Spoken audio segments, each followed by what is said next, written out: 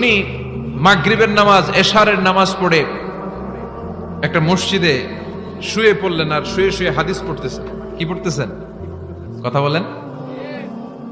আর মনে মনে ভাবলেন রাতটা মসজিদে কাটায় দেই, ফজরের নামাজ পড়ে আবার বেরোবো। কিন্তু দারোয়ান এসে বলে মসজিদে থাকতে পারবেন না, ওঠেন। দারোয়ান আছে না? কথা কন। আহমদ ইবনে হাম্বল বললেন আমি শুধু রাতটা থাকতে চাই, আমি তো ফজরেরও মুসল্লি, ফজর নামাজ পড়বো তো এই মসজিদে, আমার থাকতে দাও। দারোয়ান তো দেয় না, না মসজিদে থাকার জায়গা না, যান মিয়া।